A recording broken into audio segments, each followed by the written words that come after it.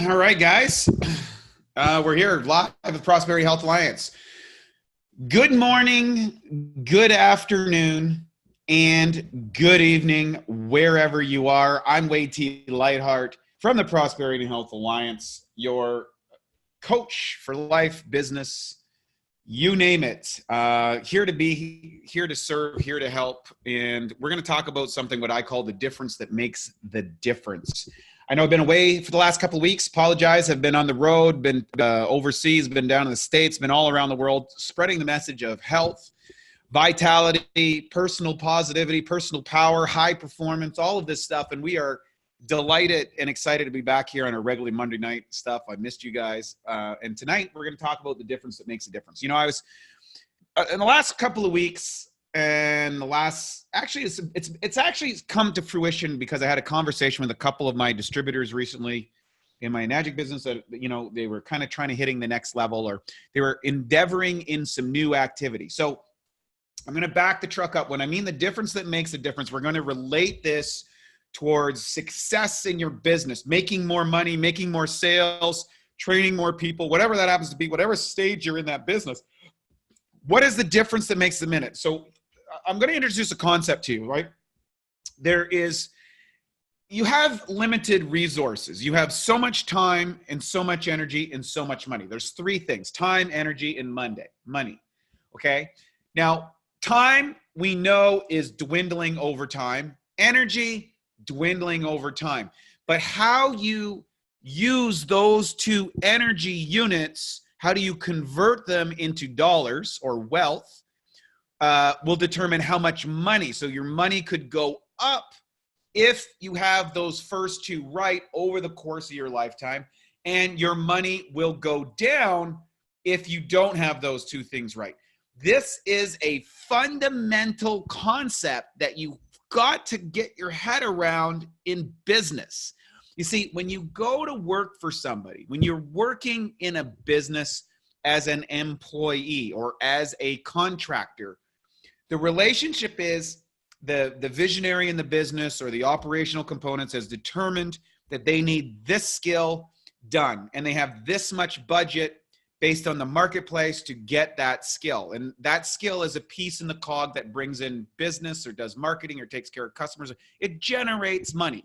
And a business has to generate money from all its employees or it goes broke. So in other words, if the employees cost $100,000 and the work costs, everything all in is $100,000, and the company needs to make at least $101,000 to be profitable, and probably a lot more than that if it's going to be worth the while of the owners of the company or the people or the founders or the shareholders or whatever. So the thing is when you go to school and you go through the education system, you are devoted to putting your time and your energy towards working on the development of a skill or ability that will allow you to make money in the marketplace. And then eventually you're probably going to invest money actually into even more specialized skill, because generally the more specialized and sophisticated a skill is, and the more rare that skill is, the higher amount of money that you can get for it. So becoming a doctor is very difficult. And if you do that and you spend the time to do that program, chances are you can make an above average income, but it's because you've put the time and energy into the early part of the equation. Now, here's the thing. The challenge is before, in the last, 40 years ago, 50 years ago, 60 years ago, and maybe beyond, there is a pattern of thinking and operating in the business world, which the education was supporting. I mean, if you look at the history of education, it was brought in to train people. The modern form was brought in to train people for factory work. So that's why you go to school at a certain time, you sit at a desk, there's hour periods, someone dictates the curriculum, you learn the curriculum, you execute, you're tested on your competency, and you move forward in life. That's why that system exists that way. You have lunch at a certain time, your breaks at a certain time. It mimics the actual working day that you will do once you're out on your own. Now, in the old way of society, what happened is the people that were on that program were actually taken care of by the company. In other words, you would work for the local warehouse or the mill, or you would work for a office and you would put in your 35 years and you would get a pension and maybe a gold watch and a handshake and a nice dinner when you got out. And afterwards, you would get paid for that. So your time and energy that you allotted to that business, although you might not have been paid 100% of what you're worth, maybe 80% of what you're worth, because they need that margin for the company in order for the company to produce, you trade that off because you got security on the backside of that for the rest of your years in retirement, you would live a comfortable life. So it's a really good trade-off. In fact, it's a fantastic trade-off if you can get it. Right now, the only places that are really offering that is the government, because they haven't figured out that doesn't work anymore. The political policies that have been advocated by special interest groups that have hijacked the politics of virtually every country have robbed ordinary people running the ordinary system that is completely outdated and has nothing to do with the real world today.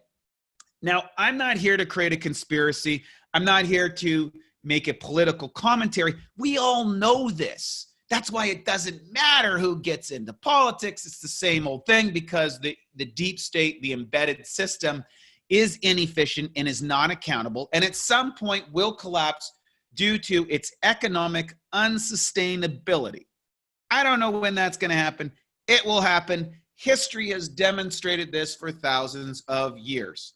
So where does that leave you, though? Because all that doesn't matter from the standpoint of this. Here's why it doesn't matter.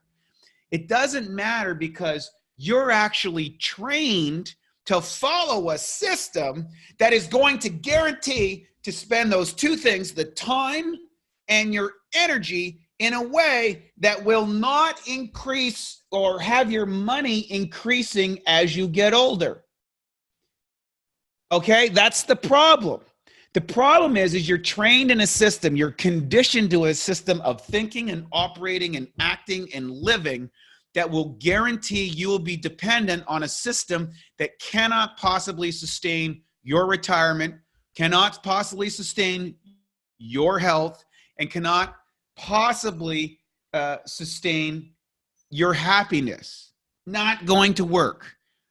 So where does that leave us? Where does that leave you, the person? Well, it leaves you looking for options. And if you've come to one of my businesses, like the Enagic business or whatever, you're going to realize is that you're joining this because at some point in the morning you went, yeah, you know what? I see the writing on the wall. I'm intelligent enough to look at things objectively, realize that if I don't change, things are not going to change in my life and, my business and my economic reality and my family and all those things that are correlated into that time, energy expenditure.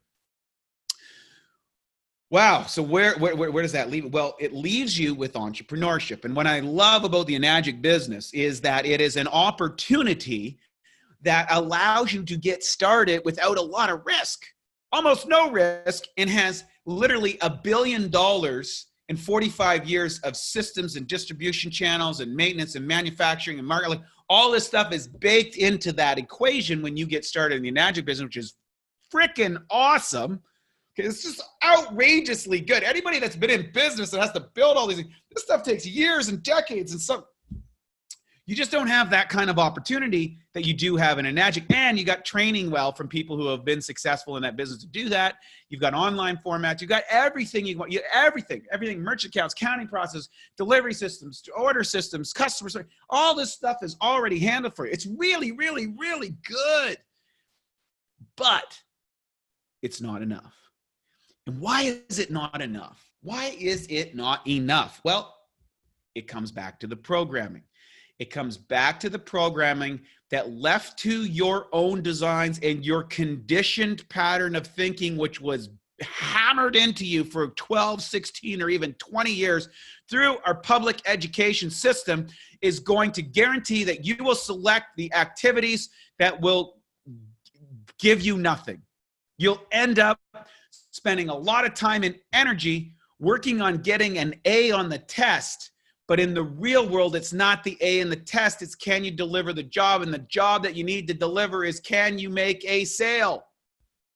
Can you turn somebody onto the Enagic product, the Enagic business experience, the Enagic family, community, and message of health and prosperity in a way that is attractive to that prospect and that handles their objections, that removes the essential risk and makes it just an absolute no-brainer idea? Okay. So what does that take? Well, here's the difference that makes the difference. Over the last couple of years, now I've built a business online. I've built a business offline. I've done both. I'm one of the few people in the entire industry that has done both. And there are advantages and disadvantages to each one of those items. However, I would like to say a couple of important things, and that is whether you are doing an online presentation, whether you are doing a three-way call, whether you are doing a one-on-one presentation or a one-on-many presentation, there is one factor that will determine how successful your business is. And you need to embed this filter into your brain, into your planning, into your daily planner, and your action list. It's the one difference that makes the difference. And that is this: your success in the Enagic business is directly proportionate to the amount of people that see your pitch. That's it. Nothing else matters. This is a numbers game. Now, of course, doing sales ability, I think you should do it. For those who don't know, just email me. I'll send you the link to the straight line persuasion. If you want to understand sales and command whatever amount of income, if you're struggling with sales, don't just say, I hate sales, I'm struggling with sales, I don't know how to do sales. Shut up and get the training. Go out and spend a couple $1,000 and get hardcore sales training, because you're going into an environment that you cannot compete for. It's not the difference that makes it. This is the maybe the skill set difference. You can learn the straight line persuasion in 6 months and become a world-class closer that can write a 6 or 7-figure check in a Enagic business in the next 5 years. I have no doubt about that, or any business for that matter. Sales ability, every business needs great salespeople, and the Enagic business is no different. So let's get clear about that. If you're struggling with sales, shut up and go do some sales training. Don't look at your leader. Don't say it's his fault. It's not his fault or her fault. It's your fault. You have to recognize that you need sales training. You need a systematized way of communicating, and you need to practice that until it becomes totally natural, totally automatic. You're not scared of objections. You feel completely good of asking for the sale. You're okay when people say no. You know how to deal with it. You know how to loop. You know how to come back. You know how to engage the conversation. You know how to make people feel great, because that is the great process of a great salesman. End of story. But all that aside, so do that, but take the time, for Pete's sakes, take the time and say, Wade, Mary, Bob, whatever the hell your name is, what do I need to do every day? There is only one thing you need to do. You need to get an appointment to do a pitch, or you need to get your team to bring people to get you to it so you can do a pitch. You need to get online with somebody. If you can't meet them, do a pitch online. You need to put asses in the seat that have their attention. So the quicker you can hone down that sales pitch, the faster you can put that sales, the more compressed you can get that message, then all the power to you. You are ready to rock. You are ready to deliver. You are ready to move forward. That's it. So whether that's doing one-on-one appointments when you're starting out, to digital appointments, or one-on-many, or 3 ways with your upline, do you need that? Like, that's all that matters. My first year, my first 6 months, 8 months, I wasn't doing a demo. I was just bringing people to the demo. I brought people to every demo. When the people didn't show up, I still went to the demo so I could learn the demo and participate in the demo until eventually I could do the demo. And once I could do the demo, I got to control my income. I got to control my calendar. As long as someone else is doing the demo, I'm on their calendar, I'm on this system. And that's the mistake a lot of people make. They go to the training, they go to their mentor, and they're putting all the pressure on them as opposed to being appreciative and saying, look, I'm going to learn everything I can. I'm going to learn the demo. I'm going to learn the setup. I'm going to help. I'm going to contribute so that I develop the same skill set and can go and do this for my own team. That is the methodology of a leader. That is the difference that makes the difference. That is the intensity and the focus and the attention to detail that you need to put. You need to go to the demo and take as many people as possible to it. You need to hook up as many people to a 3-way pitch, an online pitch, or a one-on-one pitch, whether you or someone is helping you do that. Usually at first, someone's helping you. And you just need to repeat, repeat, repeat. So whether you're running an online website that's bringing in hundreds of opportunity people to take a look at a digital format, or you're going out and meeting people in networking situations, or you're buying lists, or you're doing Facebook, or you're doing whatever marketing efforts, door hangers, whatever you need to do, whatever those, the methodology of bringing clients in, which is marketing, and sales is actually selling. That's the difference between the two. You need to put, so let's say you're saying, I'm working so hard on my business weight, I'm putting 20 hours a week, I'm putting 30 hours a week, I'm putting 10, whatever that time is, whatever the amount of time that you're putting in your week. I would say this, half, 50% of that time needs to be on presenting. So if you're putting 10 hours a week in, you should be doing at least 2 or 3 presentations out of that 10 hours. Let's say you're looking at 2 hours of presentation, right? So 3 presentations, we'll say less than that. So that's 5 hours. And then 5 hours probably on sales and marketing training. You can, and if you're weak on sales, do sales first and then do marketing training after, which is ongoing because marketing channels are always changing in today's world. They change very rapidly. But sales does not change. Sales skills, sales ability, sales strategy is relatively the same.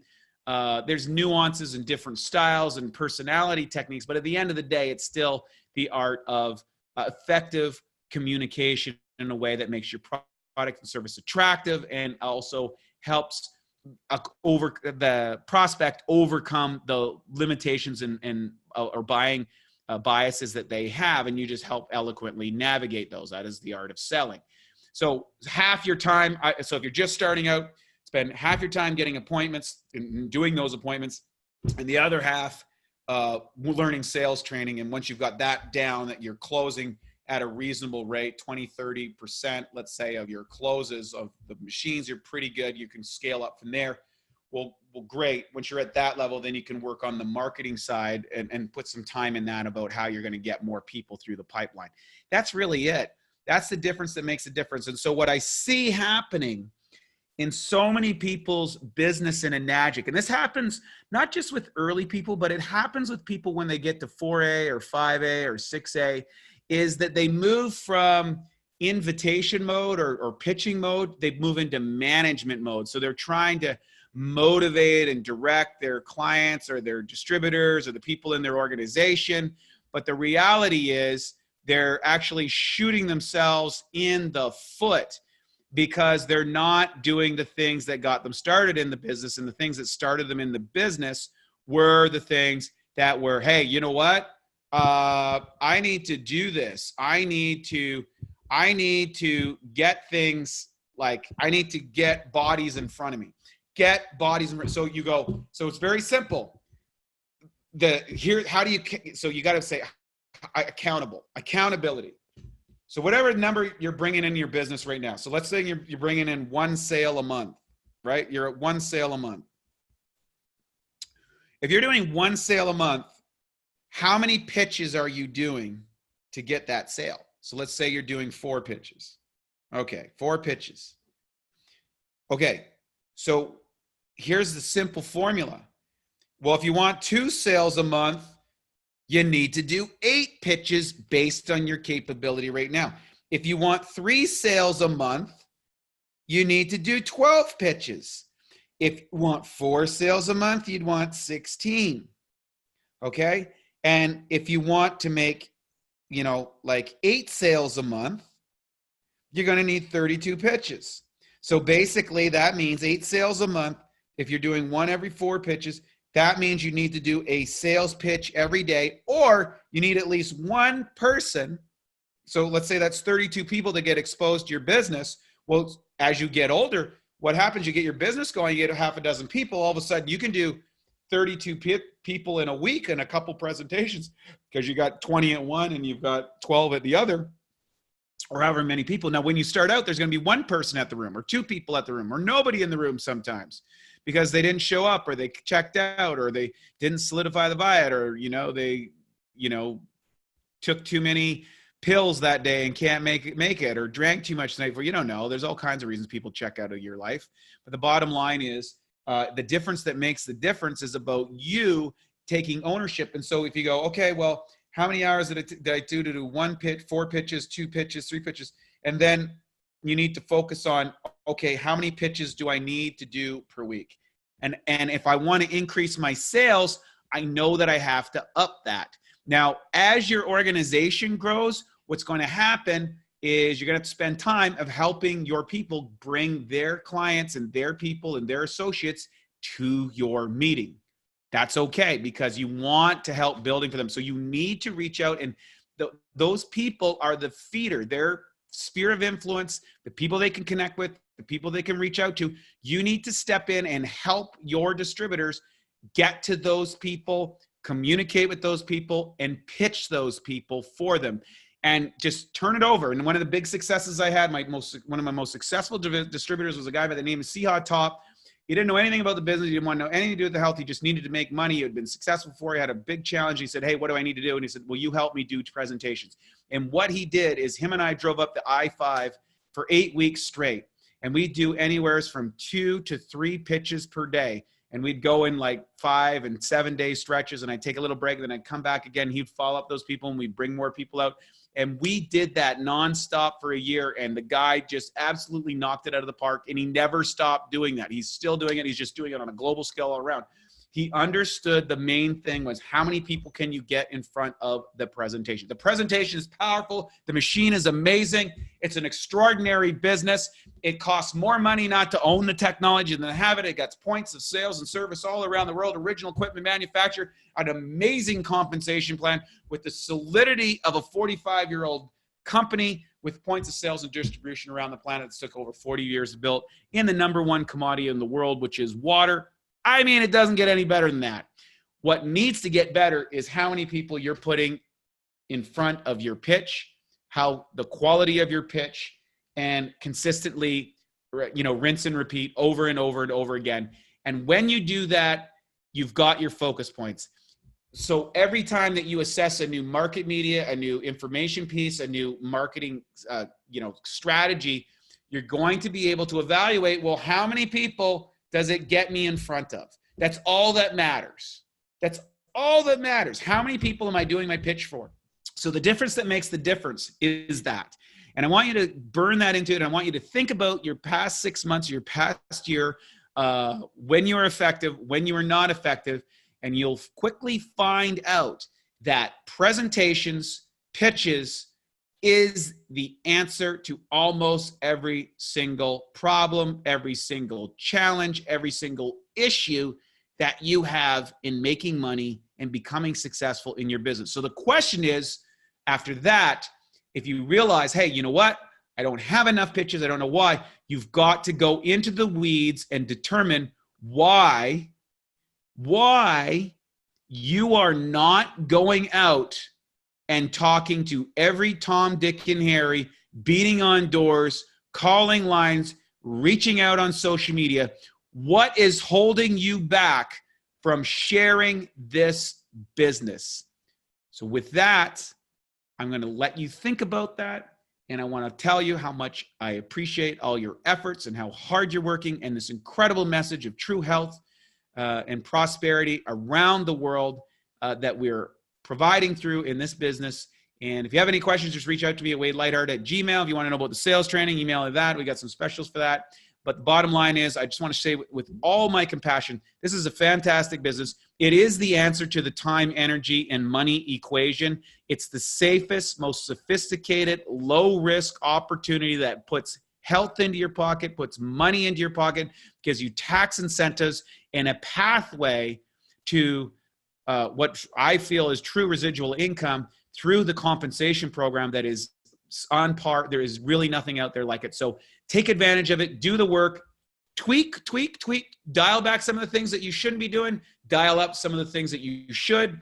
And as you go forward, you will find that you will have the success that you wanted to have. I want to thank so much for joining us today. We'll see you next week. I'm on my way to California. Looking forward to it. When I get back, we'll tell you all about it with another Prosperity and Health Alliance. I'm Way-T Lightheart.